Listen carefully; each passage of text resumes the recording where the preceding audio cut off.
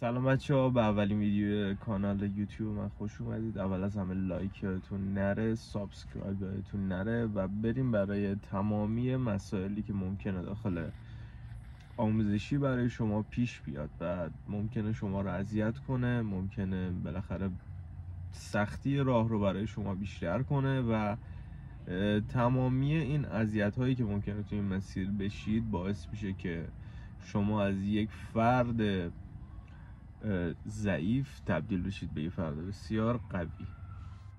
مهمترین مسئله اینه که من قبل از هر چیزی به شما بگم که بهترین کار اینه که قبل از اینکه برید آموزشی دنبال کسری بسیج، حالا کسری های مختلفی که ممکنه به شما تعلق بگیره، کسری پدر، معمولا مثلا اگه پدرتون توی جبهه شرکت کرده باشه، بابای ما که فیلم جنگی هم ندیده بود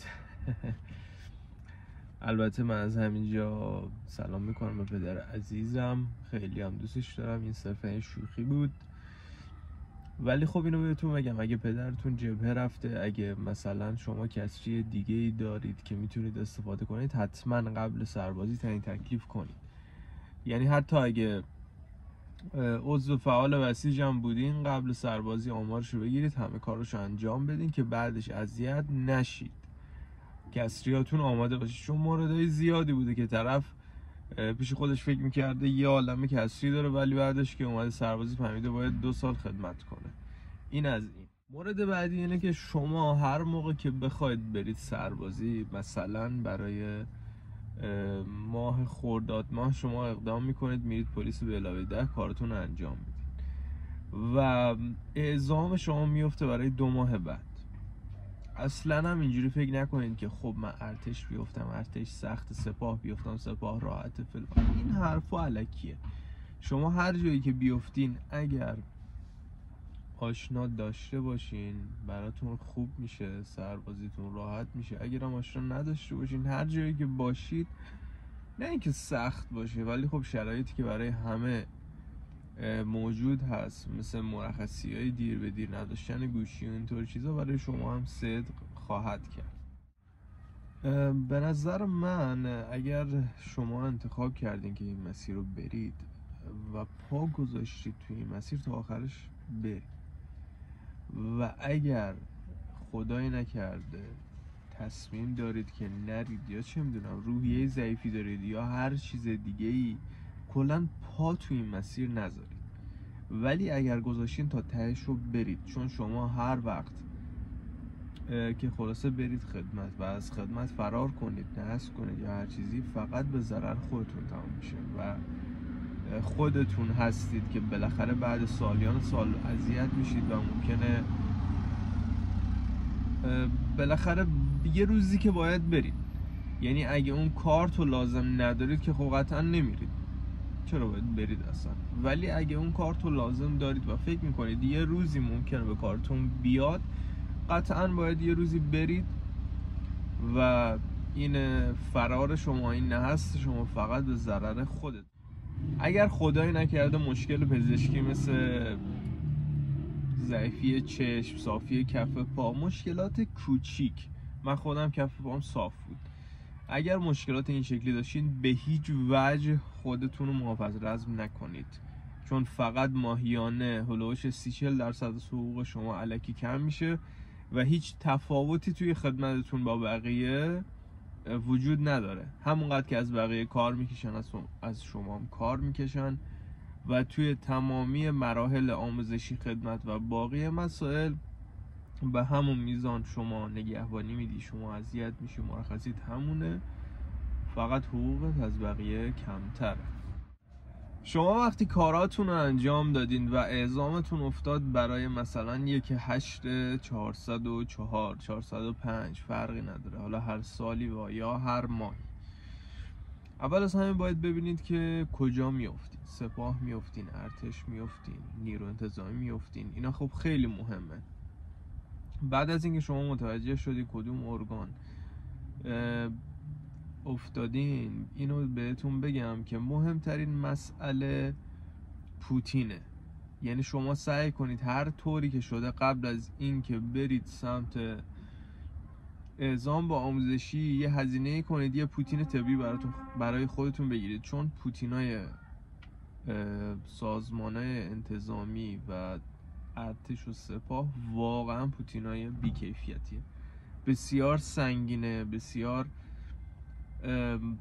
بد مدله. یعنی مدلش طوریه که واقعا اذیت میکنه. پا رو، قوزک پا رو، مخصوصا اگه خدای نکرده پای شما از قبل مشکل داشته باشه، به شدت اذیت میشید. پس اولین راهکار و پیشنهاد من اینه که پوتین طبی حتما تهیه کنید. حتما پوتین طبی تهیه کنید و همراه با پوتین طبی برید، ولی لباس، اوورکوت، کلاه، همه چیز اونجا بهتون میدن. یعنی هر چیزی که لازم شما داشته باشید حتی برای فصول آینده رو شما میدن. یعنی شما تابستون هم برید بهتون اوورکوت میدن که حالا در ادامه توی فصلهای سرد سال که لازمتون شد داشته باشیدش. بعد از اینکه شما پوتین رو خریداری کردین، باید اینو در نظر داشته باشید که اونجا حالا هر فصلی از سال که باشه بالاخره روزهای طاقت فرسایی هست، چه از لحاظ دوری از خانواده که واقعا تو هر شرایطی سخته، چه از لحاظ دوری از سفره پدر و مادر و غذاهای سمی که توی سربازی بهتون میدم. اینم بهتون بگم کافر و این چیزا الکیه. یه سری چیزا میریزن توی غذای سربازا ولی کافور نمیریزن. پودر لیمو و یه سری چیزای دیگه میریزن. نگران نباشید، معاملتون سالم میمونه، میرید میاید و به ادامه زندگیتون میپردازید. اینم بهتون بگم که حتما شامپوی شخصی، صابون شخصی و حتی حوله شخصی برای خودتون بردارید. حتما قفل کوچیک تهیه کنید برای کیفتون. یه کیف مطمئن ببرید که خیالتون از این لحاظ که کسی بالاخره پشه رو نگاه کن تو رو برو، خیالتون از این لحاظ که بالاخره دزدی، دستگیجی، کسی نیاد وسایلتون رو بر نداره راحت باشه. هرچند فضای آموزشی انقدر صمیمانه است که واقعا همه مثل رفیق باشه هم دیگه هستن، همه برابرن، همه برعکس یگان که پایه و درجه و این حرفا همیشه حرف اول میزنه، ولی توی آموزشی اینجوری نیست. همه مثل همه عین رفیق و داداشن و شما آموزشتون که تموم شه تازه میفهمید که چه روزای قشنگی داشتین و وارد چه برهه سختی از زندگی شدید. یعنی از آموزشی شما لذت کامل رو ببرید، چون وارد آسون ترین دوره سربازیتون شد. اگه بعد غذا هستین، اگه فردی هستین که همه این غذاها رو نمیخوره، مسائل بهداشتی خیلی براش مهمه، یه تعداد کنسرو، یه تعداد کلوچه، کیک، بیسکویت همراه با خودتون ببرید، چون اونجا غذاهاش نه اونقدر تمیزه که بخواید روش حساب ویژه باز کنید، نه اونقدر خوشمزه است. میشه کنار اومد ولی نه برای بچه سوسولا. اونجا روز به روز اتفاقات میفته که شما پوستتون روز به روز کلفتر میشه. مسئله دیگه ای که خیلی برای یه سری از دوستان مهمه گوشیه. من بهتون پیشنهاد نمیدم گوشی ببرید، چون اگه ببرید و پیدا کنن چوب توی ناکجا آبادتون میکنن، مخصوصا اگه لمسی باشه و تمامی نقاط گوشی رو میگردن. ولی اگه خیلی اصرار دارین، من یه پیشنهادی بهتون میدم که شما با استفاده از این پیشنهاد میتونید حالا گوشی ساده، لمسی، MP3 پلیر یا هر چیز دیگه رو ببرید با خودتون. شما میتونید یه ظرف تهیه کنید، یه ظرف حالا مثلا تو ابعاد انقدر، خب تو ابعاد انقدر در انقدر، حالا توی ظرف یا کنجد بریزین یا پودر لباسشویی بریزین یا هر چیزی که حالت دونه دونه ریز داشته باشه و گوشی رو لابلای اون قایم کنید و پرش کنید. یعنی گوشی توی مثلا این ظرفه، خب اینجاها گوشی باشه، این اواخرش شما کنجد و حالا تاید یا هر چیز دیگه هست رو بریزید و تا سرش که پر کنید. یعنی طوری که ظرف رو اینجوری کردن که ببینن آیا چیزی توش هست یا نه، به چیزی نرسن. من خودم اینجوری گوشی بردم، هیچ مشکلی هم پیش نیومده، ولی بهتون پیشنهاد نمیدم، چون توی آموزشی اینم بهتون بگم که قبل از اینکه وارد آموزشی بشید حتما برید کارت تلفن از اداره مخابرات شهرتون تهیه کنید، چون اگه بخواید برید اونجا کارت تلفن بگیرید 2-3 هفته زمان میبره و خیلی اذیت میشید. کارت تلفن قبلش تهیه کنید، رمزش هم یه جا یادداشت کنید که مثلا من یادتون نره اذیت شید. آموزشی در کل بسیار فشرده است، یعنی شما صبح که بیدار میشید سر کلاسید تا ظهر نهار میخورید، دوباره سر کلاسید تا عصر، باز شب استراحت میکنید، واکس پوتین اجباریه، باز یک کلاس 1 ساعته است، میخوابید. اگه نگهبان باشید که خب دهنتون سرویسه، اگر هم نگهبان نباشید میخوابید تا صبح. یعنی امکان این که شما ضعف کنید، اذیت شید بسیار زیاده. پس خوراکی های مقوی، آجیل، خشکبار، انجیر خشک، کشمش یا چیزای این شکلی همراه با خودتون یه مقدار ببرین، بریزین توی ظرف، توی حالا پلاستیکای زیپتار یا هر چیز دیگه شیک و پیک، و توی کلاس ها همراه خودتون داشته باشید که ضعف نکنید. اینم بهتون بگم که میوه اصلا توی بوفه های پادگان های آموزشی به راحتی پیدا نمیشه، اگرم پیدا بشه خیلی سخت پیدا میشه. پس سعی کنید یه مقداری از میوه هایی که خراب نمیشن و ممکنه بمونن رو با خودتون حتما ببرید. سعی کنید میوه هایی که خراب نمیشه حتما با خودتون ببرین. یه سری قرص، کپسول و چیزای دیگه ای که ممکنه به کارتون بیاد رو ببرید، مثل قرص سرماخوردگی، قرصای ضد درد، و عرضم به خدمتتون که ضد آفتاب همراه با خودتون ببرید، حتما لازمتون میشه. خودکار، دفتر و چیزای به این شکل رو حتما همراه خودتون ببرید. کیف خودتون زیاد سنگین نکنین، چون 1-2 روز اول در بدرین و باید بالاخره کیف خودتون همراه خودتون ببرید و اگه زیادی سنگین باشه ممکنه اذیت شید. پس بهتون پیشنهاد میدم یک کیف خوب همراه با قفل ببرید با خودتون که مشکلی پیش نیاد. و جدای از این موارد سبک بال برید که توی اون روزایی که بالاخره تا شما تقسیم بشید و تا بقیه کارتون بشه اذیت نشید. پول کافی همراه خودتون ببرید، چون حقوق محولتون مشخص نیست کی بریزن، چجوری بریزن یا اصلا چقدر بریزن. ممکنه اونجا به هر حال نیاز پیدا کنید به پول کافی با خودتون ببرید. و اما میخوام حالا ترفندا رو کنم براتون، ترفندایی که میتونه خدمت شما رو راحت تر کنه. اینو بهتون بگم که توی آموزشی شما رو گول میزنن، یعنی فرمانده گروهان، فرمانده یگان میاد به شما یه دفترچه میده، یه جزوه میده، میگه که اینو بخون، اگه بخونی و نمره 100 رو بگیری قطعا میفتی تو شهر خودت، و اگه نخونی بیچاره میشی، میفتی لب مرز، میفتی بدترین جای ممکن. اینا همه ایکس شعره، اینا همه چرت و پرته. اون فرمانده دنبال اون نمره است برای اینکه امتیاز خودش توی اون گردان و توی اون پادگان بره بالا. یعنی شما اصلا نیاز نیست که چه میدونم اون جزوه رو بخونی، توی نماز صبح و شب و عصر شرکت کنی، چون همیشه حضور غیاب میکنن. اصلا نیاز نیست. اون نمره منفی ها هیچ تأثیری نداره، هیچ کاری با شما نمیتونن بکنن، هیچ صدمه‌ای نمیتونن به شما بزنن. ولی اگر شما این کارا رو انجام بدین میتونن به شما تشویقی بدن که به نظر من نمیارزه یه جزوه مثلا 100 صفحه‌ای رو شما حفظ کنی صرفا برای تشویقی. چرا؟ چون آموزشی طوریه که مرخصی فقط به افراد متأهل معمولا میدن و به افراد مجرد خیلی کم مرخصی میدن، مگر اینکه شما آشنا داشته باشید. از اینم بیایید پایین که حالا یه آشنای مثلا گردن کلفتی دارم، بهم گفته فلان جا میافتی، بهم گفته بیسار جا میافتی. اینا همه چرت و پرته. اگر درجه آشنای شما حالا اون کسی که به شما قول داده سردار به بالا یا توی ارتش امیر به بالا هست میتونه یه کاری براتون بکنه.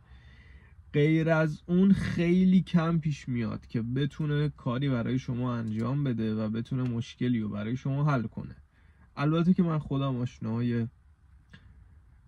عزیزی داشتم که کمکم کردن توی دوران سربازی و از همینجا روی عزیزشون و روی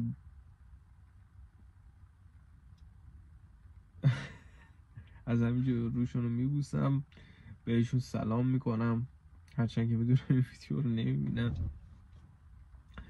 ولی کن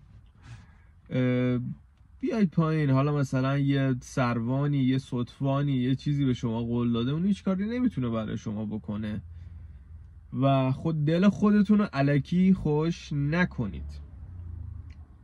پادگان‌های آموزشی بهداری داره، یعنی شما هر موقع احساس کردی بی‌حوصله‌اید، هر موقع احساس کردین که اوکی نیستین، خودتون رو بزنید به مریضی، راحت باشید برید بهداری. البته که باید خوب فیلم بازی کنید، باشید برید بهداری. استراحت در یگان بهتون میدن، اگه خیلی حالتون بد باشه بهتون اعزام در بیمارستان میدن، که من خودم وقتی مرخصی نتونستم اوکی کنم اعزام گرفتم و اونجا خلاصه کلی فیلم بازی کردم و تونستم که استعلاجی بگیرم. استعلاجی هم تا میتونید استفاده کنید، من خودم 2 ماه استفاده کردم، کلا تا میتونید توش کنید، تا جایی که تواناییشو دارید این کار رو انجام بدین. به خاطر چی؟ به خاطر اینکه کسی بعدش به شما نمیگه دمت گرم، آفرین که این همه زحمت کشیدی، فقط شما عمرتون رفته. پس تا میتونید توش کنید، برید مرخصی، برید استعلاجی که به زندگیتون برسید و این وقفه‌ای که توی زندگی شما افتاده حل بشه، درست بشه و ضربش کمتر. داشتم میگفتم بهتون، عرضم به خدمت شما که بذارید یادم بیاد روزای آخر سربازی که دیگه شما با همه شیش شدین، با همه رفیق شدین، همه جوره عشق و حال و خلاصه فکر میکنید که دیگه گنده خدمتین و پایتون رفته بالا و هی حرفای اینجوری به هم دیگه میزنید. روزای شیرینیه ولی خب با اومدن امریه ها ممکنه براتون تلخ بشه، که البته جای نگرانی نیست. من خودم جاهای سختی خدمت کردم، خدمت تو جاهای سخت میارزه به خدمت تو جاهای راحت. ولی 21 ماهه شما به این فکر کنید که مثلا اگه لب مرز خدمت کنید 15 ماه فقط باید خدمت کنید، ولی اگه چه میدونم 2 تا کوچه بالاتر از خونتون باشید شاید خدمتتون یه مقداری راحت تر باشه، ولی 21 ماه باید زجر بکشید. مراقب خودتون باشید، سعی کنید بحث نکنید، چه با سرباز چه با کادری، چون در هر صورت به ضرر شما تمام میشه. پررو بازی در نیارید، سرتون تو لاک خودتون باشه، دنبال شهر نگردید چون سربازی جای شهر کردن نیست. دنبال سیگار و مواد و اینطور چیزا هم نباشید، چون اگه پیدا کنن پدرتون رو در میارن. کسی رو اذیت نکنید، با کسی دعوا نکنید، مخصوصا با کادریا دعوا نکنید، باشون لج نکنید، چون قدرت اینو دارن که شما رو همه جور اذیت کنن. مسئولیتی رو نپذیرید توی آموزشی، این خیلی مسئله مهمیه. به هیچ وجه مسئولیتی رو نپذیرید، مخصوصا منشی بودن، چون دهنتون سرویس میشه و هیچ پوان مثبتی برای شما نخواهد داشت. هیچ مسئولیتی رو نپذیرید، صرفاً برید و بیاید و سعی کنید آموزشی رو به اتمام برسونید. لباس زیر، وسایل شخصی خودتون رو بردارید، سعی کنید کتاب‌های مناسب بردارید که بخونید، هرچند وقت نمیشه چون شما از صبح تا شب توی کلاس‌های مختلف هستین، ولی توی تایم نگهبانی میتونید بخونید، کتاب بردارین. موقع نگهبانی معمولا به شما سر میزنن، حالا ممکنه افسر سر باشه، افسر نگهبان گردانتون باشه، بالاخره به شما سر میزنن. نخوابین، اگه خواستین بشینین، حالا هوشیار باشید ولی به هیچ وجه نخوابین. به نکشی سعی کنید نخورید و نکش بازی در نیارید اول خدمت، چون یه سری پای بالای بدفاز به پستتون میخورن که دهن شما رو سرویس میکنن. سعی کنید پسر خوبی باشید. قطعا این روزا تموم میشه. برای من تموم شد، برای دوستام تموم شد، برای دوستاتون تموم شد، برای همه تموم میشه. شما هم بالاخره میرید میایید خدمت تموم میشه، ولی سعی کنید خدمت رو راحت بگیرید، سختش نکنید. وقتی خدمت رو سختش کنید، سخت هم میگذره، اذیت هم میشید، دهنتون هم سرویس میشه. من سعی کردم توی این ویدیو حالا یه سری نکات، یه سری چیزایی که لازمه توی سربازی، توی آموزش بهتون بگم. به هیچ وجه نگران نباشید، هیچ به مسئله خاصی قرار نیست پیش بیاد. فقط وسایل شخصی و همراه خودتون ببرید. یه گوشی ساده، حالا اگه خواستین قایمکی ببرید که روشش رو بهتون گفتم، اگر هم نخواستین قایمکی ببرید سعی کنید با خودتون ببرید تا لحظه‌ای که میرسید به آموزشی با عزیزاتون در ارتباط باشید، بعدش هم تحویل بدین. اینم بهتون بگم اگه گوشی با خودتون بردین و وسط آموزشی بهتون مرخصی دادن، گوشی رو بهتون نمیدن تا لحظه آخر آموزشی. و اینکه مراقب خودتون باشید، سعی کنید مریض نشید، چون اونجا کسی مراقبتون نیست، کسی به فکرتون نیست. توی هموم شوخی بیجا نکنید، حواستون باشه. من یکی از دوستان توی آموزشی توی هموم حواسش نبود، لیز خورد، لگنش شکست و 1 سال خونه نشین شد. خیلی مراقب باشید، خیلی مراقب باشید، حواستون به خودتون باشه. کارهای اضافه انجام ندین. اگه کسی بهتون گفت این کار رو انجام بدین برای خودشیرینی بیشتر از اون حد مجاز و اون حدی که ازتون خواسته انجام ندین، چون هیچ فایده‌ای براتون نداره.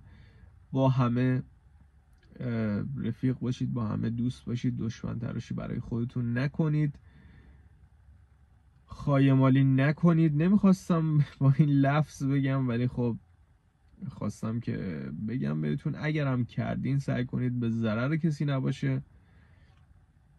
آدم فروشی نکنید، چون شاید شما با آدم فروشی بتونید خدمت راحت تری داشته باشید ولی بعدش اذیت میشید. خلاصه آدم فروشی نکنید، همدیگه رو نفروشید به هیچ وجه، کنار همدیگه باشید و نذارید که اون حلقه ای که بینتون هست پاره بشه، خراب بشه، چون واقعا آموزشی دوره خیلی قشنگیه که شما میتونید بسیار رفیقای مشری باحال توی شهرهای مختلف ایران پیدا کنید. بهتون پیشنهاد میدم که به هیچ وجه توی دوران آموزشی لحظه هاتون رو بیهوده نگذرونید. سعی کنید یه چیز یاد بگیرید، با رفیقاتون وقت بگذرونید، با خانواده‌تون صحبت کنید. به هیچ وجه به خانواده‌تون از سختی‌های آموزشی چیزی نگید، چون فقط ناراحت میشن و کار نمیتونن بکنن. اگه همسر، نامزد، دوست دختر، پارتنر یا هر چیز دیگه شبیه به این دارید و حس میکنید پاتون نمیمونه، قبل از سربازی تمومش کنید. ولی اگه انقدر مشری، خانوم و نجیب هست که پاتون میمونه، بهتون تبریک میگم. شما خیلی راحت در خدمتتون چت میشه و وقت و تایم و سختی های خدمت خیلی بهتر و راحت تر براتون میگذره. ولی به هر حال اون دوریه، اون دلتنگیه دهنتون رو سرویس میکنه. من خودم توی دوره آموزشی دلم برای یه آهنگ حتی تنگ شده بود که بتونم راحت و بدون دغدغه گوش کنم، ولی به هر حال باید رفت، باید این مسیر رو رفت. سعی کردم توی این ویدیو هر نکته‌ای که تجربه کردم و هر نکته‌ای که لازم هست راجع به آموزشی رو بهتون بگم. اگه حمایت هاتون خوب باشه، اگه ویدیوی منو خوب ببینید و براتون مفید باشه، قطعا توی ویدیوی بعدی راجع به یگان، راجع به سوالهای دیگه‌ای که خودتون مطرح میکنید و باقی مسائل براتون یه ویدیو دیگه میسازم. هر سوالی راجع به آموزشی، راجع به خدمت یا هر چیز دیگه داشتین میتونید برای من کامنت کنید. با افتخار جوابتون رو میدم اگر کمکی از دستم بر بیاد. و قصه نخورید، خلاصه قصه نخورید، میگذره، تمام این روزا میگذره، برای من گذشته، برای شما میگذره، چشم به هم بزنید میگذره. دوستتون دارم. لایک و سابسکرایب یادتون نره. خیلی مشتی هستید.